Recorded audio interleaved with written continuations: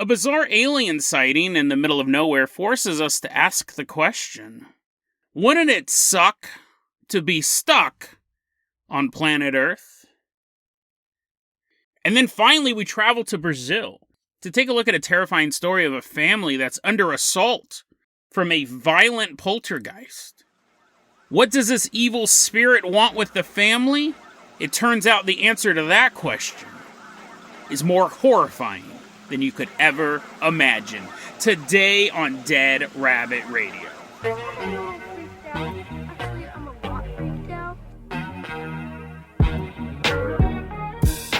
Hey everyone, welcome back to another episode of Dead Rabbit Radio. I'm your host, Jason Carpenter. I'm having a great day. I hope you guys are having a great day too. I hope you guys are having tons of fun out there in the world doing all your stuff. Someone who I know always has fun, more fun than anyone else. Walking into Dead Rabbit Command is one of our longtime Patreon supporters. Everyone give it up for Garrett Rice. Woohoo! Yeah, come on into Dead Rabbit Command. He's walking on in. You can already tell this is the funnest dude ever. Garrett, you're going to be our captain, our pilot this episode. You guys can't support the Patreon, that's fine too. It really is. I don't just say that. Just help spread the word about the show. That is another way you can really help the show grow. Garrett, let's go ahead and toss you a little engineer's outfit, a little wooden whistle. Hop on board the Carpenter caboose. We're leaving behind Dead Rabbit Command. Chug, chug, chug us all the way out to Brazil. Going down the mighty railway. You all know the one railway that leads from the Pacific Northwest straight to Brazil. We're actually doing a Brazil twofer. Two different stories in Brazil. Let's start off in the country of Brazil. Specifically, we're headed to Boa Vista do Tupum in Brazil. So what this story is one night, August 16th, the night of August 16th in Boa Vista do Tupum, a group of people saw a short man standing there, just kind of standing in a field, right? He's 3 feet tall, wearing a tight-fitting green coverall. He's just standing out in the field with his arms raised up to the sky. He's staring off into space, his arms held up high. He was also wearing a transparent helmet, and he had this circle on the chest of his coveralls that was glowing. So there's this little 3-foot guy just standing there, and his arms are outstretched to the heavens. He's looking up into the night sky, and his arms are just reaching out. A wide embrace, staring into the darkness of the universe. Now that's the whole story. That's the whole... He doesn't do anything. He's not chasing him around with tentacles. He doesn't put someone in a wheelbarrow and push him down a hill. He's just standing there, staring off into the universe. You're like, Jason, this could clearly just be a tiny 3-foot guy. Maybe. But most 3 feet people don't have a little glowing chest on them. Don't have a little glowing disc. Now, 1 or 2 of them might, but still, if they did, would they be staring into space? Huh, you skeptic? That's the whole story. Yeah, he doesn't have tentacles, he doesn't have laser beam or anything like that, but I do find this story interesting. I love the visual of it. Like when I first read this story, I found it on thinkaboutitdocs.com, one of my favorite websites. And they got it from a group called GEPUC Brazil, it's a UFO investigation group. The imagery struck me, right, of this little guy standing out there just reaching out into the vastness of space. And I thought, that dude's boned. I thought that little guy got left behind. And he's looking out and he's like, come back, come back. He knows there's no way they can see him, right? Despite their advanced technology, they're gone. He's not walking onto a UFO. He's not surrounded by a bunch of other 3-foot tall people with lit up chests. They're gone. Now it's possible, I guess this is an optimist story, right? Optimist, pessimist. You could think, well, maybe he knows that his space brothers are coming down, and he's like, here I am, people. Here I am. And he has his arms reached out in a sense of joy. But you could also be like, his arms are reached down, he's like, oh, man. Because he's now been left behind on planet Earth. I mean, you can decide. I'm generally an optimist, but when I read this, I go, he is just like defeated in a sense. Because, and we've talked about this on past episodes. I'll see if I can find those episodes for the show notes. We haven't talked about it a lot, but I imagine for being an alien, getting stuck on Earth would be a punishment. Like, if it was accidental, it would be a sucky punishment, but I could see them honestly doing this on purpose to people they just don't like. Other aliens, other members of their crew they don't like. Because Earth, listen, man, I'm Earth first all the way, baby. I love the planet Earth. But on a galactic scale, we're totally backwater. And we hate other humans who are slightly different than ourselves. So imagine if you were an alien stuck on this planet. You know, the best case scenario is you're in hiding for the rest of your life, and you can totally stay out of everyone's view. Like, you're eating chickens, stealing them out of farms, maybe fashioning some sort of shelter super far away from civilization. The next best scenario is you get spotted a couple times and people think you're a cryptid, but for the most part, people don't think you exist, so they're not actively looking for you. Every other scenario is literally the worst case scenario. People know that you're real and they're trying to hunt you and kill you. They're trying to take you to some sort of government laboratory where they can interrogate and then kill you. They're trying to do autopsies on you and then keep you as long as they can. What is it? Vivisection when they're still alive, right? Do a vivisection and then kill you. Like, it would be a bad place to be caught. So your best case scenario is you're just living on the lam from 7 billion people, right?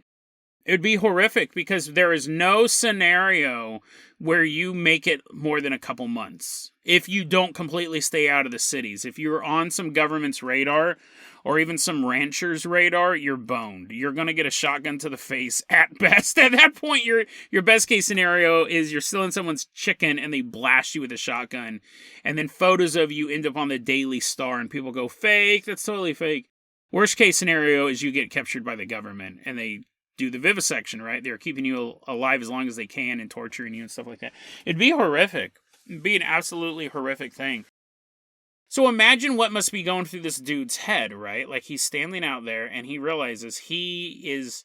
Because unless he had some sort of communication device or something like that, he may not even be able to rendezvous with his people. They might have left him there on purpose. They might have done this on purpose. It wouldn't be the equivalent of being, like, let's say you were a Spaniard, right, during the Age of Exploration, and you got lost somewhere in South America. Just yourself. A conquistador in South America, that would be preferable to this dude. Because at the end of the day, sure, you may take a couple arrows to the chest and die.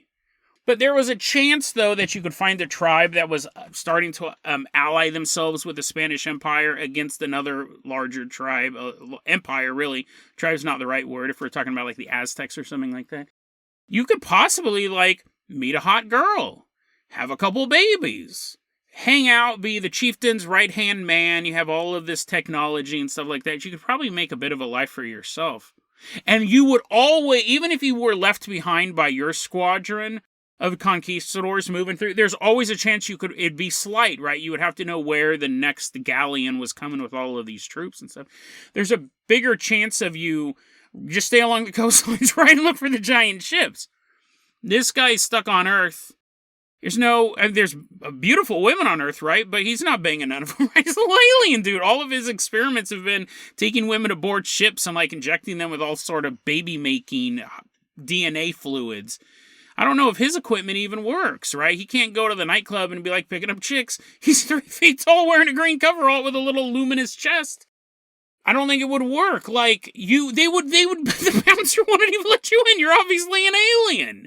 You're obviously a little alien, bro. You got on this big old space helmet, and I'm sure maybe he could go get a tux and then just look like a normal, like, short man.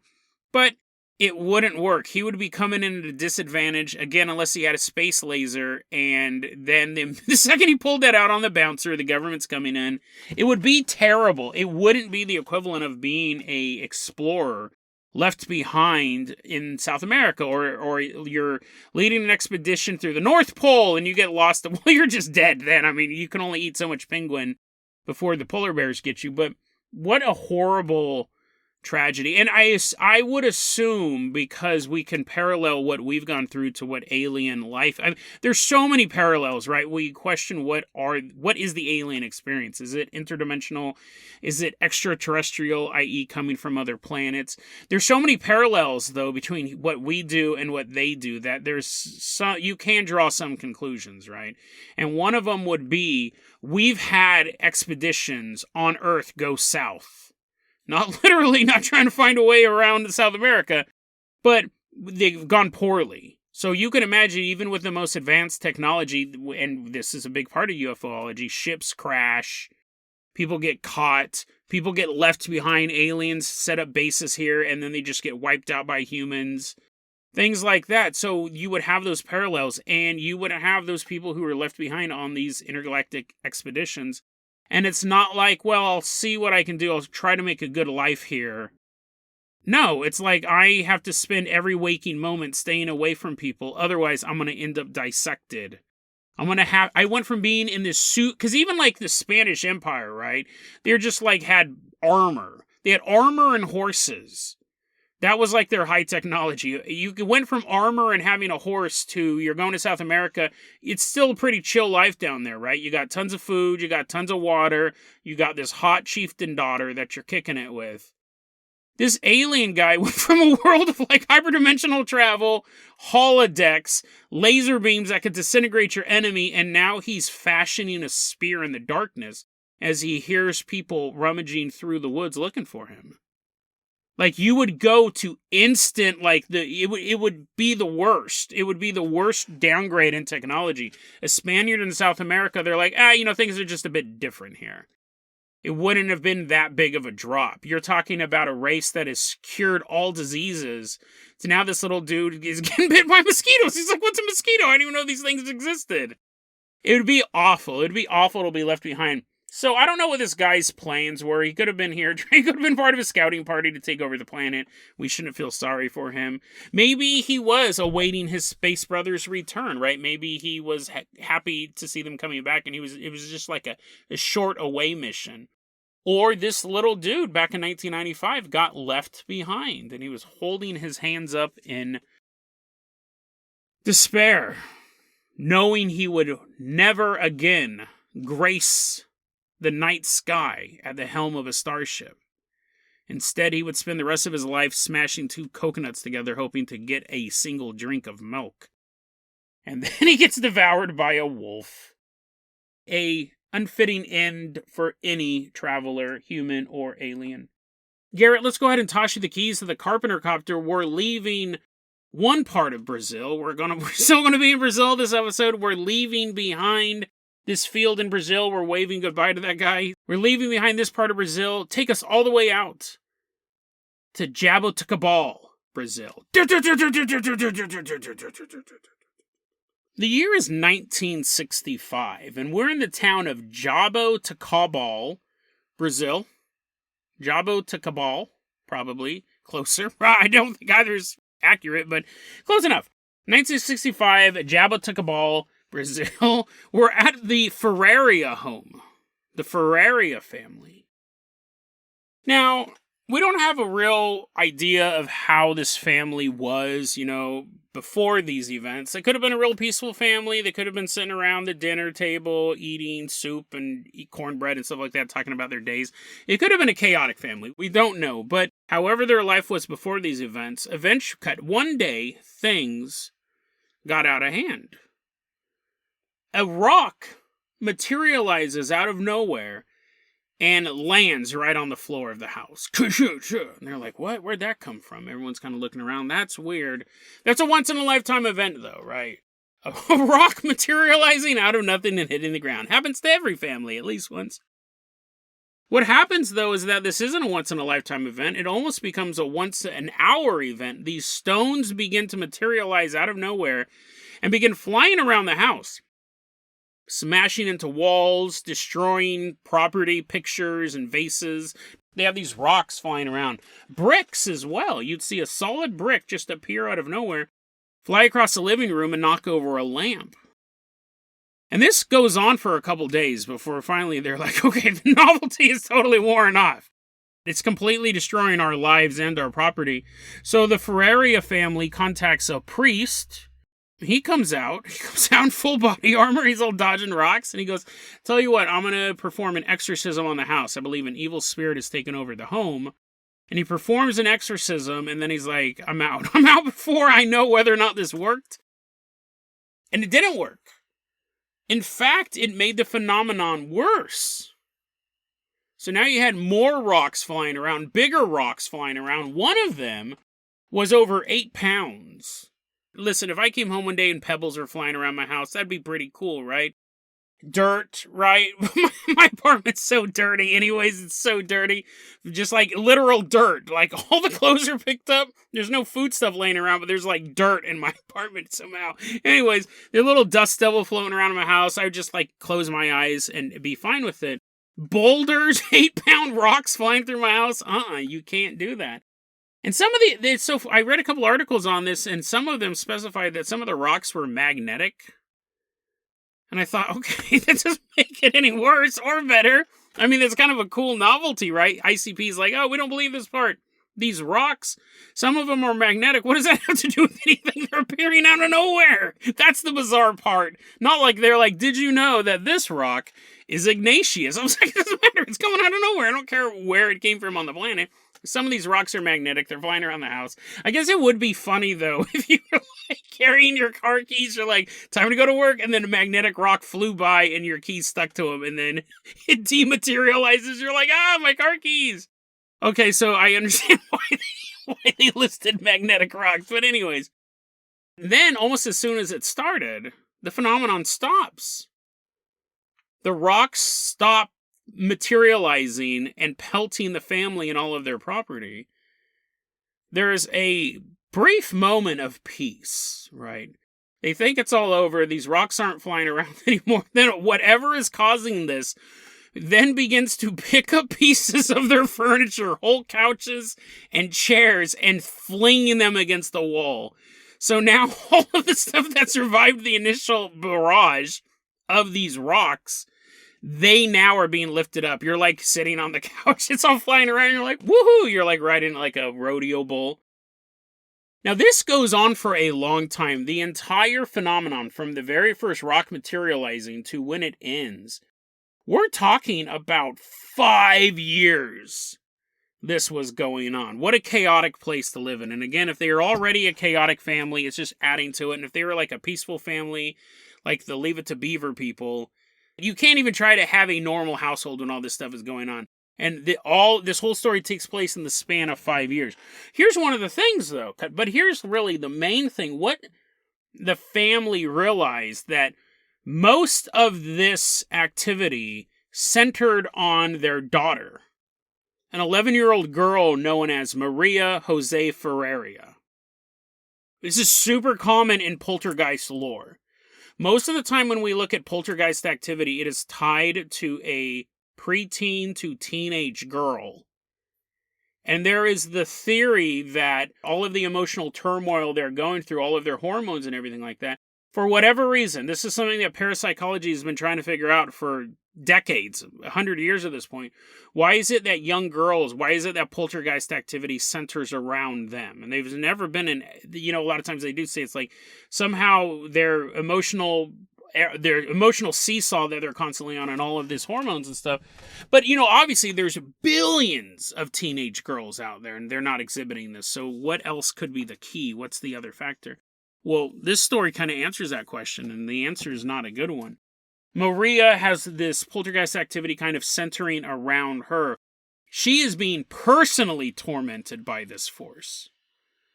So the rocks are flying around at everybody. It's knocking over everyone's personal stuff. The furniture, it doesn't matter who's sitting on it, it's going to go flying around the room.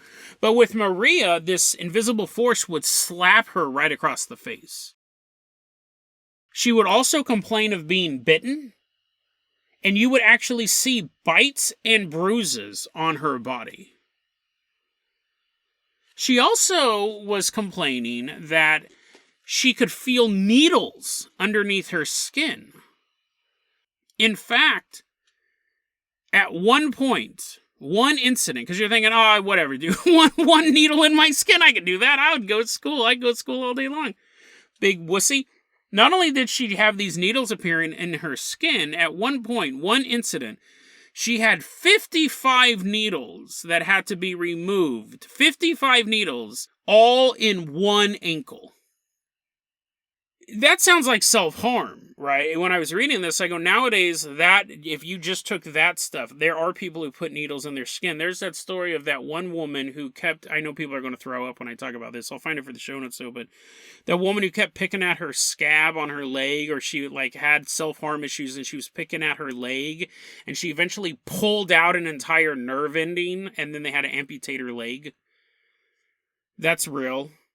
I read it online. Actually, now that I think about it, I read it online. I didn't do that much digging on it, but I guess there's photos. I didn't look at the photos, right? I can imagine, and I'm about to eat spaghetti. I'm about to eat spaghetti for dinner, so I don't want to imagine it too closely, but you can self-harm to the point that you lose body parts. So you think, well, maybe she's just outside of the rock. And even that, like a lot of poltergeist activities, the stories end when a certain person's removed from the house, and a parapsychologist goes, oh, that's because they were the center of the poltergeist activity. They were the center of the turmoil.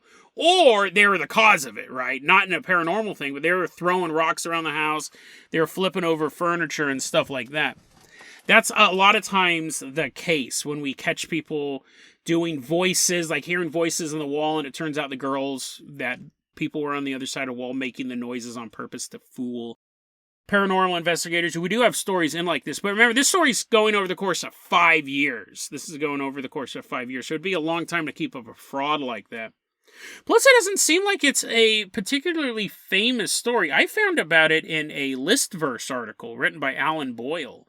Listverse is really good because they always got to come up with 10 stories, and there's always at least one I've never heard of, and I've never heard of this one. And Listverse is really good about citing their sources, too, so I can just click on a link and read the book that they got it out of. Look at news articles they cited. Anyways, nowadays you would think self-harm. Maybe, right?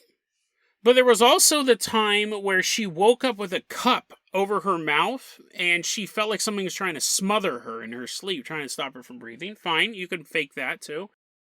Well, one day she was at school, and her clothes started to smolder. Like her clothing was catching on fire. You could fake that too. Or really cause it yourself, right? If she's committing self-harm, she could be causing that herself. But the more witnesses you have, the harder it is to pull off these type of stunts. And the fact that they're not all centered in the house, where she could be constantly fooling people. Maybe she's putting the needles in her own foot, but considering for the past couple of months, rocks have been flying around the house, I think we can safely link it to that. So this has been going on at this point when her clothes starting to burn at the school. I'm sure she was excused from school that day. They're like, you can just go home. We'll send your homework home with a friend. This goes on for a year. At this point, we're 1 year into the phenomenon. And Maria goes to see a medium. She's like, listen, the exorcism didn't work. The things are getting personally bad for me. I'm almost caught on fire. I got needles under my skin. Something's trying to suffocate me in my sleep. I'm ready to look for an answer anywhere. So she goes to a medium, and this is terrifying. Culmination of this story. She goes to the medium. She says, I'm being plagued by all of this stuff. The spirits attacking the house, throwing these rocks around. This has been going on for a year, but I've personally been singled out. I'm getting attacked. Something's trying to kill me. It doesn't matter where I am. Doesn't matter what time of day. Something's trying to kill me. And this medium says she knows why Maria is suffering so much. There is a dark spirit after her. After her specifically. The family's getting tormented just out of spite, right? The family is not the target for the spirit. It just happens to be in the way. The spirit is specifically gunning to torture Maria. And this spirit is going to torture you for the rest of your life. Move away. Start your own family. Get a good job. Doesn't matter. Doesn't matter what choices you make in life. This spirit will personally be following you, and it is going to continue to physically, emotionally, and spiritually cause you pain. Maria's like, what? Why? What did I do, right? I'm an 11-year-old girl. I'm living at home. What could I have possibly have done to piss a spirit off this much? To piss off anybody this much, living or dead? What could I have done in my life to deserve this? And the medium says, you're right. You didn't do anything to deserve it in this life. But in a past life, you were a witch. And you killed a man. You took a man's life. And he became a vengeful spirit. Now, why he waited until you were reincarnated into the body of this young girl, who knows? But he waited. And through all that time, he waited until you were reincarnated, and then he made his move. Now, it's possible that the witch could have easily banished this vengeful spirit, right? But a young girl who has no knowledge of the dark arts, what's she going to do? This spirit that's so filled with hatred and revenge is after you because in a past life you killed him. And there is no way to get him to stop. He will not stop. He will keep coming after you. You obviously see the level of power that he's at right now. That is what hate has given him. That is what some sort of dark allegiance has empowered him with. He will not rest. Now, like I said, that happened a year in. Like I said, this story goes on for 5 years. And the torment never ceases. This spirit is constantly harassing Maria. And to a lesser extent, her family. I mean, throwing boulders around is pretty harsh. Flipping over furniture. But remember, most of this is targeting Maria until at the age of 16, Maria can't take it anymore. Maria has been told for the rest of her life that this spirit will torment her. So at age 16, she poisoned herself. After she died, all the poltergeist activity completely stopped. It's a fascinating story because it touches on so many things that we love about the paranormal. And first off, obviously a skeptic would go, well, yeah, she was causing all the stuff and she was committing the self-harm herself.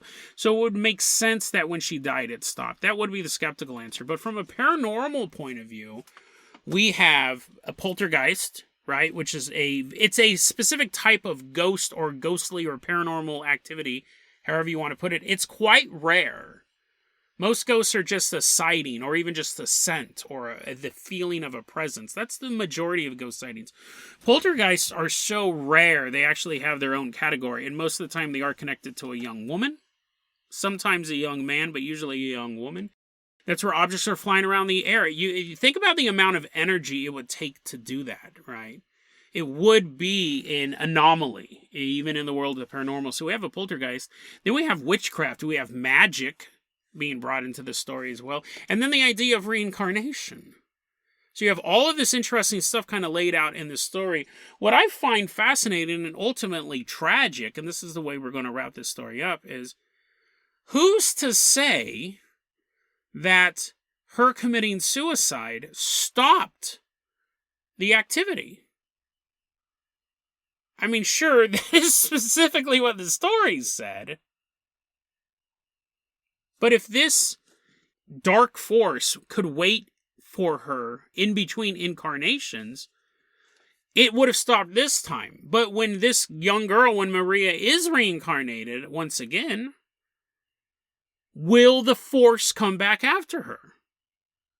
Did it make an effort to say, I'm going to get her the very next time she incarnates? And I don't believe people reincarnate instantly. That's my theory. I'm still kind of iffy on reincarnation all over. I do like the theory, but I think that it's not like you die at 10:17 p.m.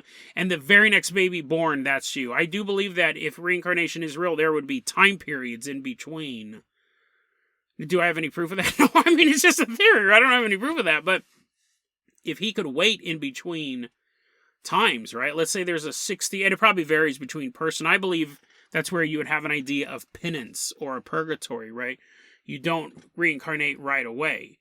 You don't reincarnate right away. There would be like a time period where your soul is in some sort of, again, purgatory or in some sort of learning state or trying to grow, whatever. I don't know. Again, it's just a theory. But if it could wait between the witch and Maria, who's to say that when Maria is reincarnated at some point, that the spirit's just not going to start the activity up again?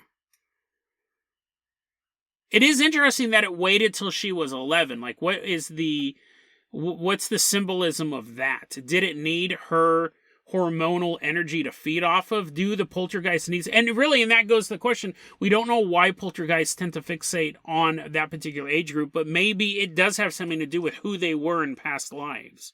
Because we don't see the majority of young girls when they go through puberty, rocks aren't flying around the house. If they did, then it would just be a natural part of the world. It's rare. It's exceedingly rare.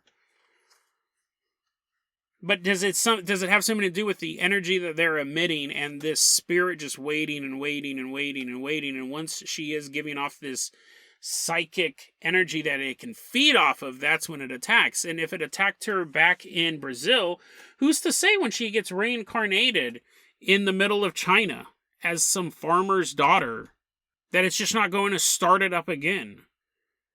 Or she's reincarnated as a baby in the Pacific Northwest. Who's to say it's not going to start up then? And this girl forever, for all of eternity, or at least as long as the spirit can retain some sort of energy. We do believe that spirits bound to Earth start to lose energy at a certain point. But again, that's standard ghost lore. It's a theory. We don't even know if that's true. That doesn't calculate poltergeist activity. I mean, she may spend not just this lifetime of Maria, these 5 years under this torment. This may be something that just continues to happen to her until like the heat death of the universe or something like that. She may, after millions of reincarnations, end up the daughter of a captain aboard the starship Frisco, floating out somewhere near the Pleiades star system. Little baby born in deep space, and there's just a poltergeist floating around on a battleship, floating around on this giant high-tech vehicle, just waiting for this little girl to turn 11, and then he can start hurling boulders around this spaceship. Like, will she ever be free of the curse? Is the question. And really, based on just this short story, no. I would say no. Listen, it's tragic that she killed herself, and I can understand her being so hopeless, thinking this is never going to end. And what's interesting, too, is it could have been a standard poltergeist, and the medium was a fraud, right? Mediums are... A lot of times they just make stuff up. And the poltergeist activity may have been petered out as she moved past puberty, which is how poltergeist activity normally works. Right? So then you have that tragic ending as well. The medium may have just been trying to earn a quick buck and made the story up. And that the girl's like 16. She's like, what's the point of going on? This is going to happen the rest of my life. And she kills herself. Or the medium could have been right. And it was going to keep going on as long as she was alive. And when she reincarnates, it's going to happen again. And again, next life. And again, the next life. Terrifying story. Terrifying story. Imagine how much hate you would have to have in your heart to hunt someone down through multiple lifetimes. Right? This witch did something, so now you're tormenting. You're trying to suffocate an 11-year-old girl while she's sleeping. You're shoving metal pins, metal needles into her skin. Think about the hate you would have to have in your heart. And if you can't imagine that level of hate and that level of absolute revenge, absolute hatred, right? I mean, that is just a level beyond what I think most people could even understand. That's the difference between you dying and your soul either going to the afterlife or you dying and becoming a ghost. That's what would happen to most people. But to become a poltergeist, to become a spirit of vengeance, requires a level of pure, insane hatred that most humans will never understand. But when this witch killed this man, He felt that level of just raw, uncontrollable hate. He despises her so much he will use all of that hatred, all of that loathing to power himself, lifetime after lifetime after lifetime, to torture her physically, mentally, spiritually. Until the end of time. A young girl paying the price for a crime she doesn't even remember committing. But her victim does. And he will never forget. And he will never, ever forgive.